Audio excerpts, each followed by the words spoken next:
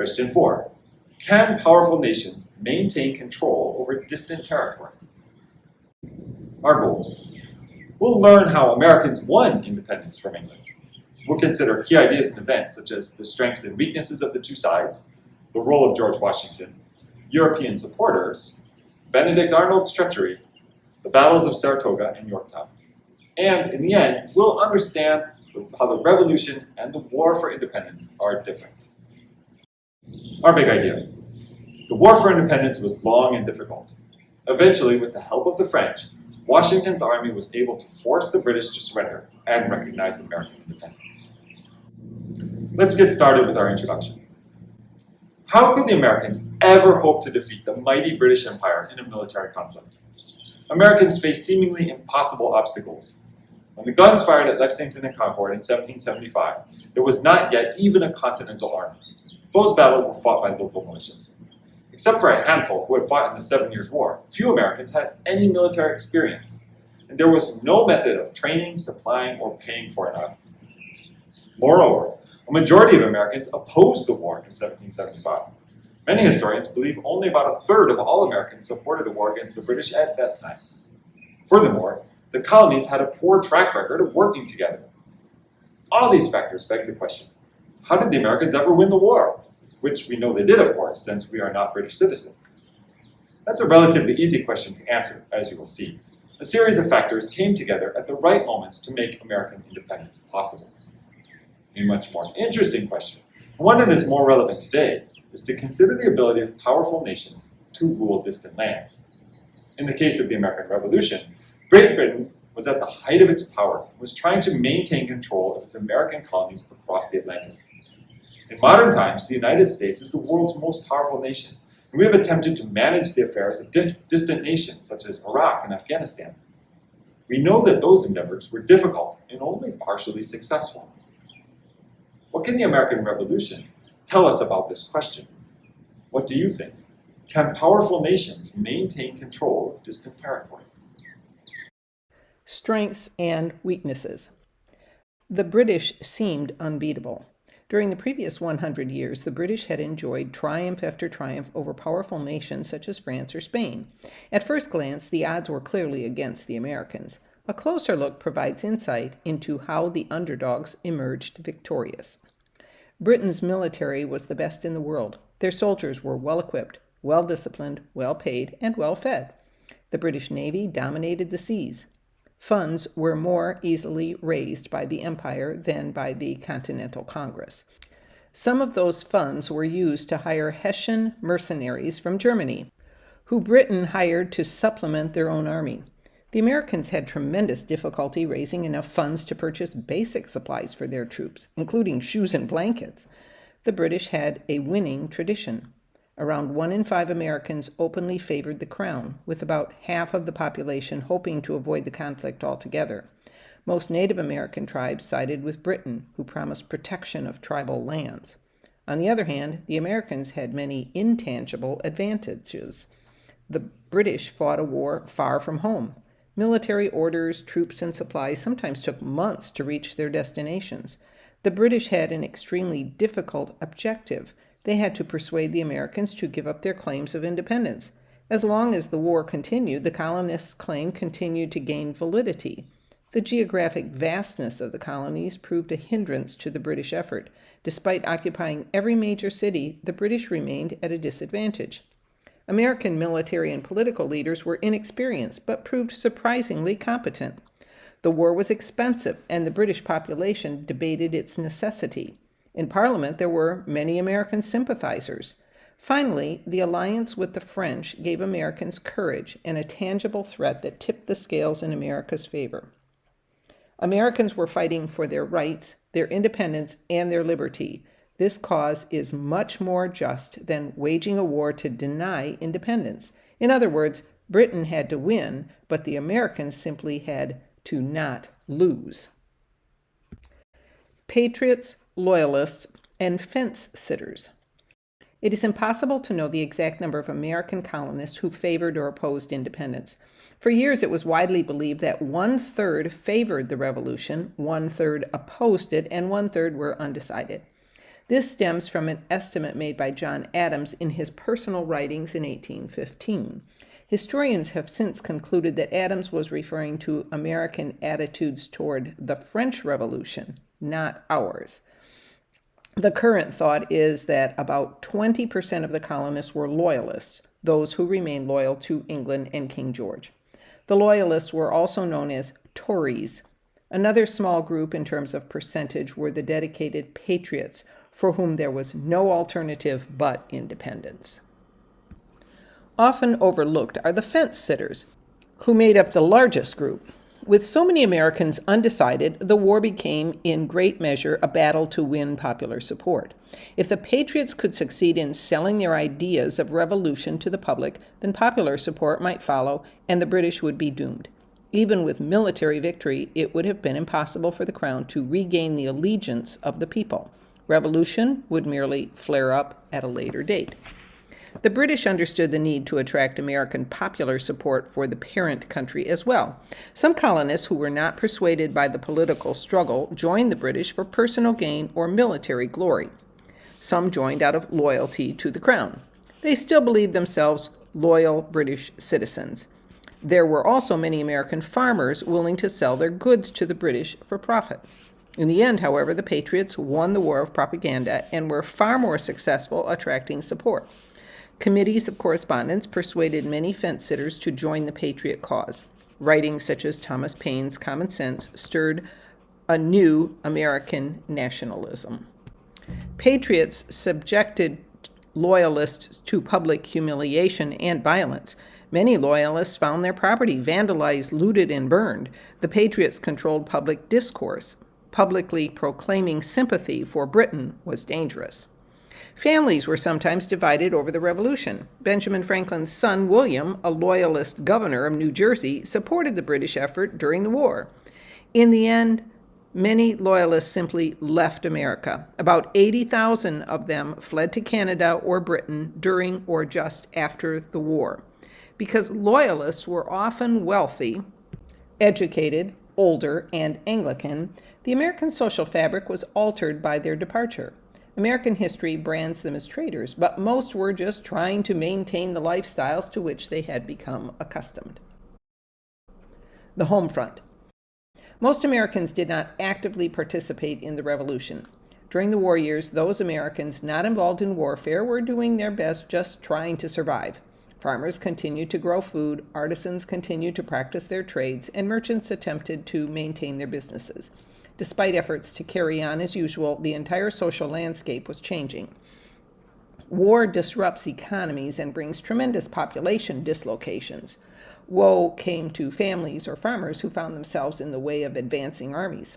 Despite stringent warnings against such behavior from officers on both sides, farms and homes were often plundered. Soldiers took grain, livestock, or whatever goods they needed. If citizens were thought to be colluding with the American military, their homes might be burned. At times, the homes of revolutionary firebrands or officers were set afire by a vindictive British army. As the British entered major cities such as Boston, Philadelphia, and New York, many people fled to the countryside, looking for food and work. Traditional markets were disrupted.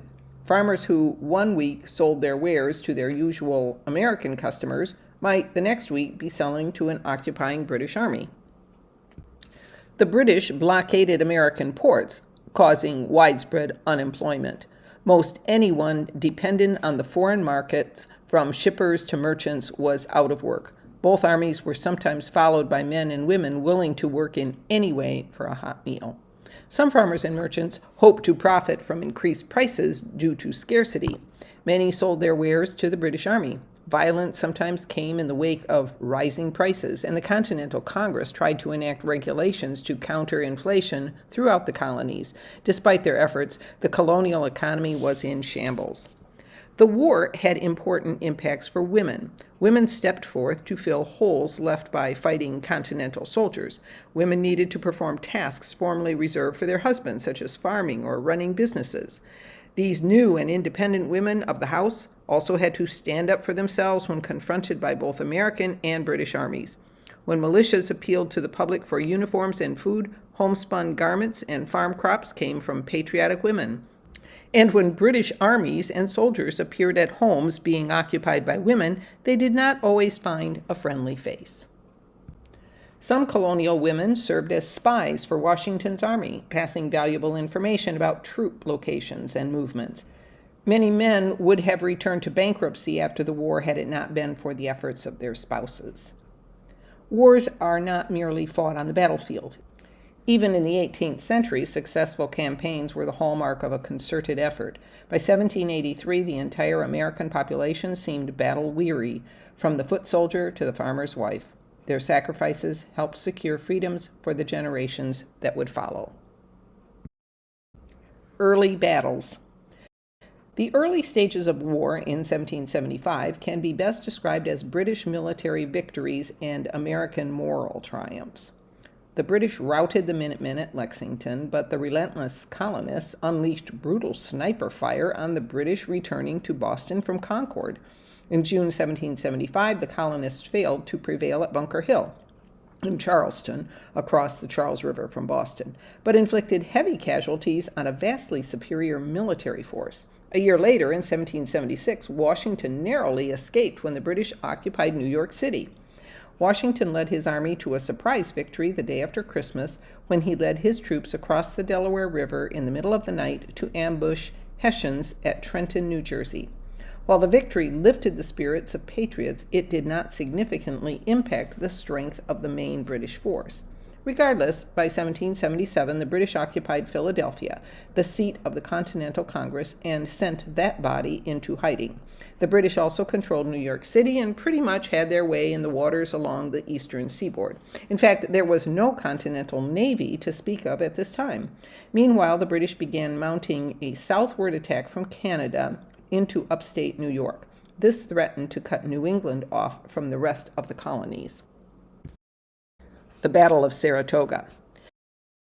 The Battle of Saratoga was the turning point of the Revolutionary War. The scope of the victory is made clear by a few key facts. On October 17, 1777, 5,895 British and Hessian troops surrendered their arms. General John Burgoyne had lost 86% of the expeditionary force he had led triumphantly into New York from Canada in the early summer. The divide and conquer strategy that Burgoyne presented to British ministers in London was to invade America from Canada by advancing down the Hudson Valley to Albany. There he would be joined by other British troops under the command of Sir William Howe. Howe would be bringing his troops north from New Jersey and New York City. Burgoyne believed that this bold stroke would not only isolate New England from the other American colonies, but achieve command of the Hudson River and demoralize Americans and would-be allies such as the French. In June 1777, Burgoyne's army of over 7,000 men departed from St. John's on Lake Champlain, bound for Fort Ticonderoga at the southern end of the lake. Half of his army were British troops, and the other half were hired Hessians. As the army proceeded southward, Burgoyne drafted and had his men distribute a proclamation that, among other things, included the statement, quote, "I have but to give stretch to the Indian forces under my direction, and they amount to thousands," unquote, which implied that Britain's enemies would suffer attacks from Native Americans allied to the British. More than any other act during the campaign, this threat and subsequently widely reported atrocities such as the scalping of Jane McCrea stiffened the resolve of the Americans to do whatever it took to assure that the threat did not become reality. The American forces at Fort Ticonderoga recognized that once the British set up artillery on high ground near the fort, Ticonderoga would be indefensible. A retreat from the fort was ordered, and the Americans floated troops, cannon, and supplies across Lake Champlain to Mount Independence. Burgoyne continued his march toward Albany, but miles to the south, a disturbing event occurred. Sir William Howe decided to attack the rebel capital at Philadelphia rather than deploying his army to meet up with Burgoyne and cut off New England from the other colonies. Meanwhile, as Burgoyne marched south, his supply lines from Canada were becoming longer and less reliable. It was a tragic miscalculation on the part of the British. In early August, word came that a substantial supply depot at Bennington, Vermont, was alleged to be lightly guarded, and Burgoyne dispatched German troops to take the depot and return with the supplies. Stiff resistance was encountered, however, and American General John Stark surrounded and captured almost 500 German soldiers. One observer reported Bennington as the completest victory gained this war. Burgoyne realized too late that the Loyalists who were supposed to have come to his aid by the hundreds had not appeared, and that his Native American allies were also undependable. American General Schuyler proceeded to burn supplies and crops in front of Burgoyne's advancing army so that the British were forced to rely on their ever longer and more unreliable supply line to Canada rather than being able to feed themselves on food they gathered from farms as they traveled. On the American side, General Horatio Gates arrived in New York to take command of the American forces. By mid-September, with the fall weather reminding Burgoyne that he could not winter where he was and needed to proceed rapidly toward Albany, the British Army crossed the Hudson River and headed for Saratoga. On September 19th, the two forces met at Freeman's Farm, north of Albany. While the British ended the battle as masters of the field, they sustained heavy losses. In late September and during the first week of October 1777, Gates' American army was positioned between Burgoyne's army and Albany. On October 7th, Burgoyne took the offensive. The armies met south of the town of Saratoga, and Burgoyne's army was broken. 86% of Burgoyne's command was captured. The victory gave new life to the American cause at a critical time. Americans had just suffered a major setback in the Battle of the Brandywine, along with news of the fall of Philadelphia to the British. One American soldier declared, "It was a glorious sight to see the haughty Britons march out and surrender their arms to an army which but a little before they despised and called poltroons." The American victory at Saratoga was important for two reasons. First, it prevented the British from dividing the colonies. Because Burgoyne failed at Saratoga and Howe stopped his northern advance, the New England colonies and the middle and southern colonies remained in contact. Second, the success at Saratoga gave France the confidence in the American cause to enter the war as an American ally. Later American successes owed a great deal to French aid in the form of financial and military assistance. Valley Forge. American spirits reached a low point during the harsh winter of 1777 to 78. British troops had marched triumphantly into Philadelphia the previous autumn. Philadelphia was the largest city in the colonies and the seat of political power. The Continental Congress had fled west, first to Lancaster, then to York.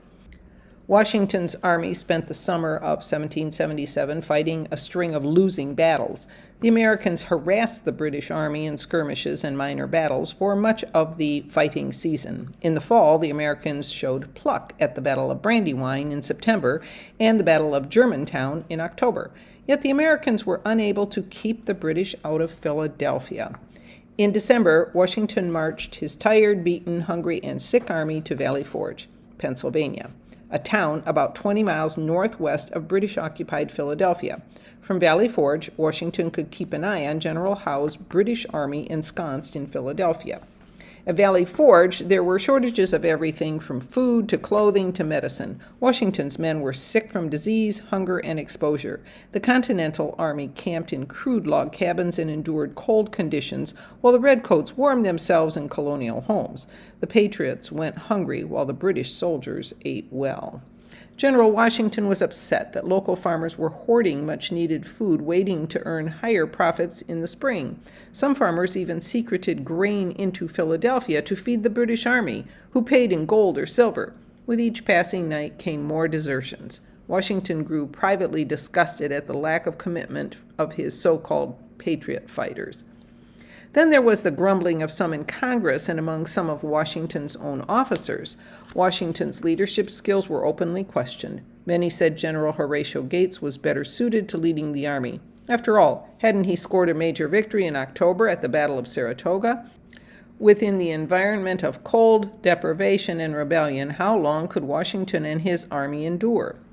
Terms of enlistment were ending for many soldiers in Washington's army, and many chose to go home rather than suffer through the winter, not knowing if they would have any better chance of success on the battlefield the coming summer. The general wondered if he would even have an army left when the spring thaw finally arrived. Help came in the form of a Prussian volunteer, Baron von Steuben.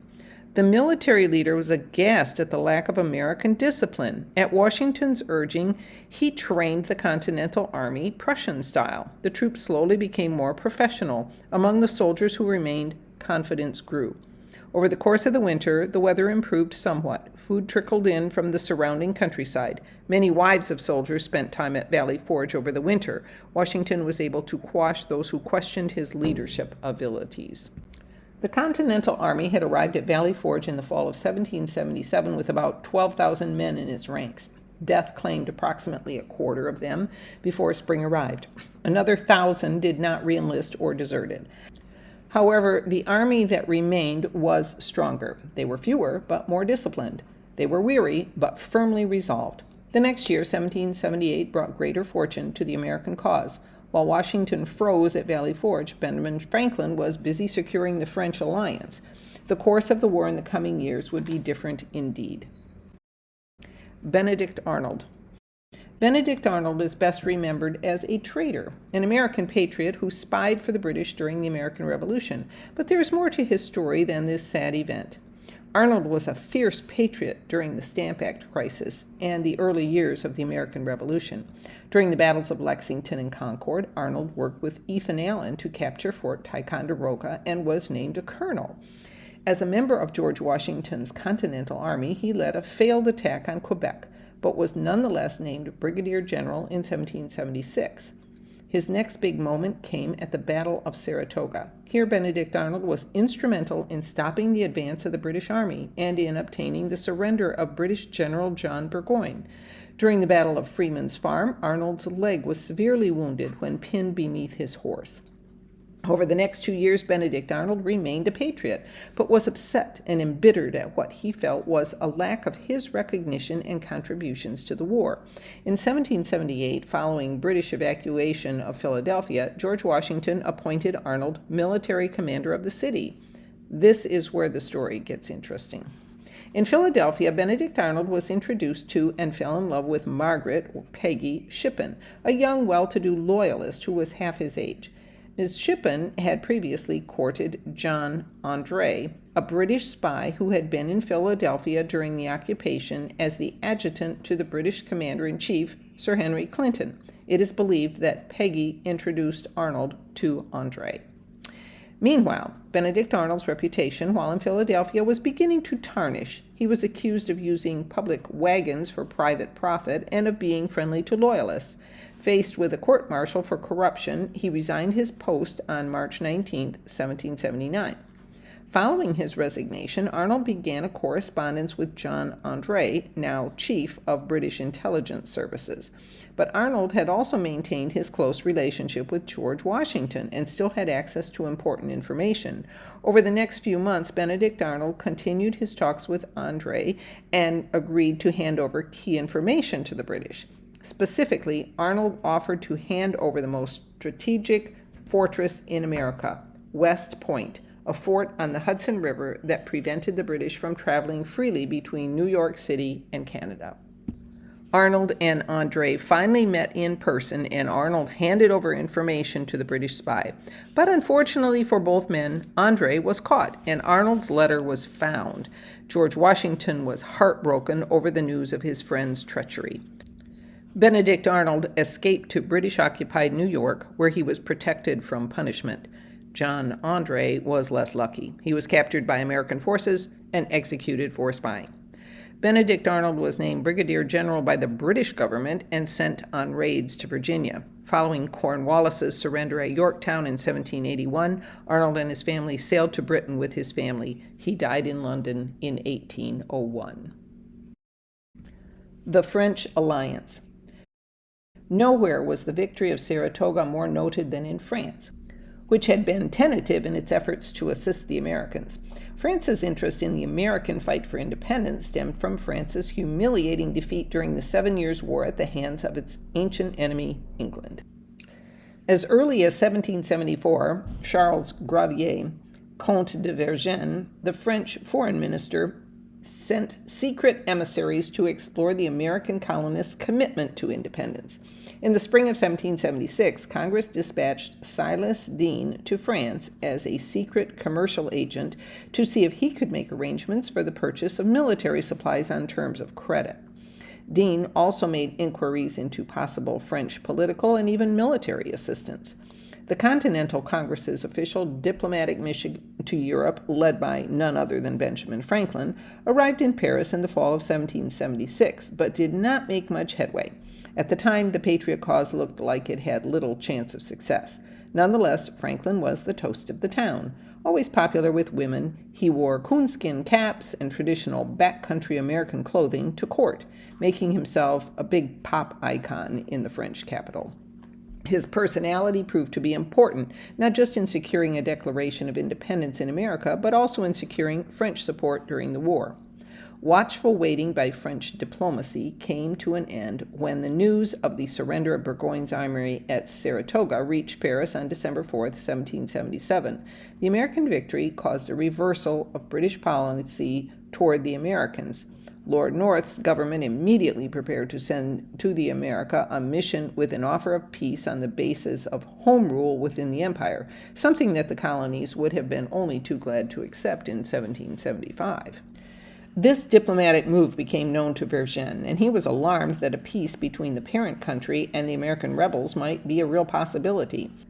Two Franco-American treaties were rapidly concluded. The first was a treaty of amity and commerce, which bestowed most favored nation trading privileges and contained cooperative maritime provisions. The second was a treaty of conditional and defensive alliance. It provided, among other things, that in case war should break out between France and Great Britain as a result of the first treaty, France and America should fight the war together, and neither would make a peace or truce with the enemy without the formal consent of the other. Nor would they lay down their arms until the independence of the United States shall have been formally or tacitly assured by the treaty or treaties that shall terminate the war. The American war continued as France desired. France and Britain drifted into hostilities without a declaration of war. A French expeditionary force arrived in the United States in 1780. The French alliance proved to be decisive for the cause of American independence. Yorktown.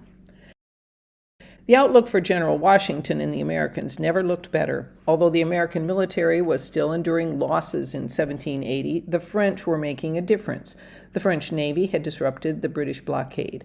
French commanders such as Gilbert du Motier, Marquis de Lafayette, and Jean-Baptiste Donatien de Vimeur, Comte de Rochambeau, earned the respect and admiration of the American troops.